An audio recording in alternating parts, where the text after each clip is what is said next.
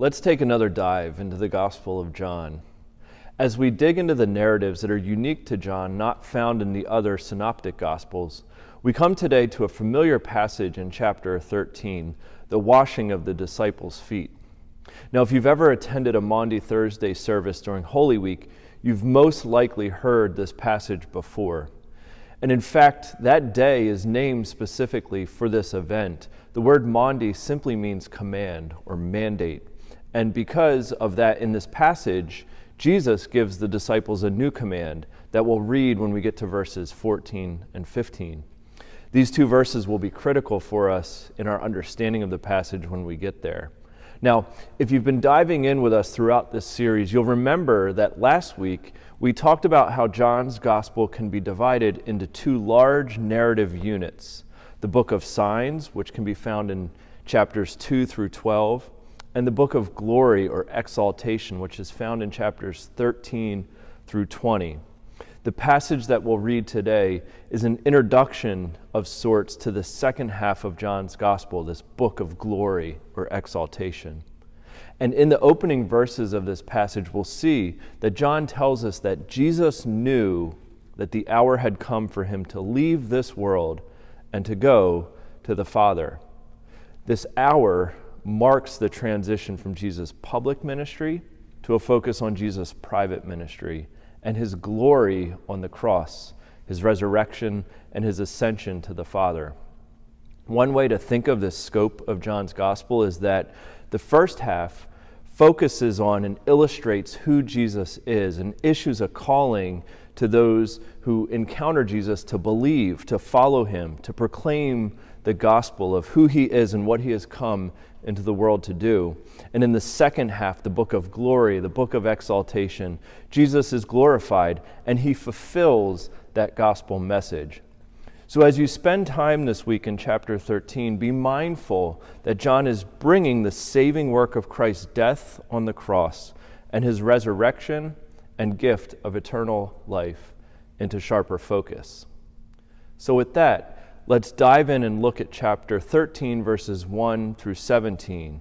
Now, we're going to find a foundation for our understanding to what is happening in the first three verses. So let's read chapter 13, starting in verse 1. It was just before the Passover festival. Jesus knew that the hour had come for him to leave this world and go to the Father.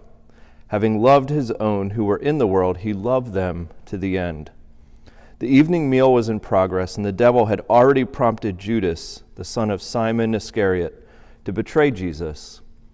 Jesus knew that the Father had put all things under his power, and that he had come from God and was returning to God. The key to understand the act of Jesus washing the disciples' feet is that it's an act of self-revelation about himself. We're cued to look for what Jesus is saying and demonstrating about his own relationship with God, and also this love for his own, as John tells us. Now the hour has come for Jesus to return to the Father. Things are already in motion. The devil has already prompted Judas to his act of betrayal, which is instrumental in bringing about Jesus' death on the cross. Now, as this hour begins to unfold, Jesus ushers it in with this unique event of washing the disciples' feet. But why?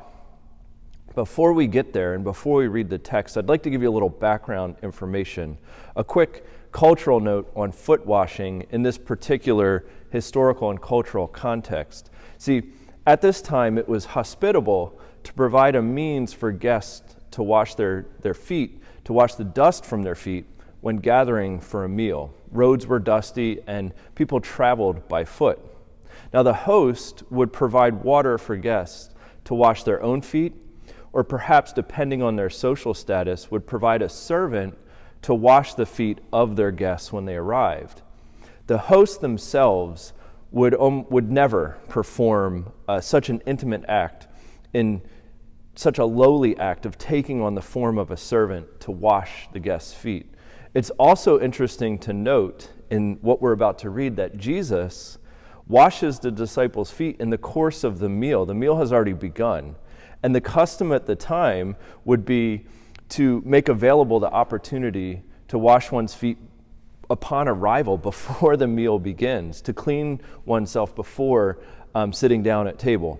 So the bottom line is, in all of this, culturally and historically speaking, that this is a highly unique occurrence, and the disciples would no doubt have been bewildered, to say the least. And to put it bluntly, Jesus is acting weird. This is not a normal act that Jesus is performing. And in fact, we'll read Peter's reaction is quite appropriate, questioning why Jesus, the rabbi, is washing the feet of the disciples. Shouldn't it be the other way around? So let's look at the text, and we'll go back to chapter 13, and we'll pick up in verse 4. So he got up from the meal, took off his outer clothing, and wrapped a towel around his waist. After that, he poured water into a basin and began to wash his disciples' feet, drying them with the towel that was wrapped around him. He came to Simon Peter, who said to him, "Lord, are you going to wash my feet?" Jesus replied, "You do not realize now what I am doing, but later you will understand." "No," said Peter, "you shall never wash my feet." Jesus answered, "Unless I wash you, you have no part with me." "Then, Lord," Simon Peter replied, "not just my feet, but my hands and my head as well." Jesus answered, "Those who have had a bath need only to wash their feet. Their whole body is clean, and you are clean, though not every one of you." For he knew who was going to betray him, and that was why he said not everyone was clean.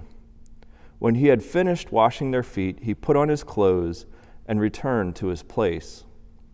"Do you understand what I have done for you?" he asked them. "You call me teacher and Lord, and rightly so, for that is what I am. Now that I, your Lord and teacher, have washed your feet, you also should wash one another's feet. I have set you an example that you should do as I have done for you. Very truly I tell you, no servant is greater than his master, nor is a messenger greater than the one who sent him. Now that you know these things, you will be blessed if you do them." Jesus fully embodies the posture of the lowliest servant when he washes the feet of his disciples. So lowly, in fact, that some Jewish literature from the time tells us that Jewish servants were exempt from time to time from washing feet, and that the task was reserved for Gentile slaves. However, that is true of foot washing when it occurs in the context of hospitality for guests, which we've been talking about to this point. But there are other examples when a wife washed a husband's feet, or a child would wash their parents' feet, or even when a pupil would wash the feet of their teacher. And in these instances, culturally speaking, it was always regarded as an act of extreme devotion. But even in an act of love and devotion, a person of higher social status, of higher standing, would never wash the feet of someone lower than them. So Jesus, in this case, in this act, is not simply giving us a lesson on humble service. He's doing something that symbolizes his greater act of sacrifice on the cross. In verse 14, he makes this clear, saying, "Now that I, your Lord and teacher, have washed your feet, you should also wash one another's feet." What he is saying is, the Lord has washed your feet. The Lord has humbled himself before you. The Lord has come into the hour when he will die on the cross for the sins of the world. And Jesus calls the disciples and calls us to respond in saying, "I have set you an example that you should do as I have done for you." Jesus' act of sacrifice on the cross cannot be repeated. But his model of self-giving love can become a characteristic of those who would follow him, those who seek to become Christ-like. A command that Jesus will later echo in his farewell discourse when he says, "Love each other as I have loved you. Greater love has no one than this, to lay down one's life for one's friends." And Jesus calls his disciples and calls us friends. My prayer is that these short videos draw you into a deeper reading and a deeper understanding of the Gospel of John. Thank you for joining me on this deep dive, and I hope that you'll join us for worship on Sunday morning and see how God will continue to speak to us through this passage. I'll see you on Sunday morning.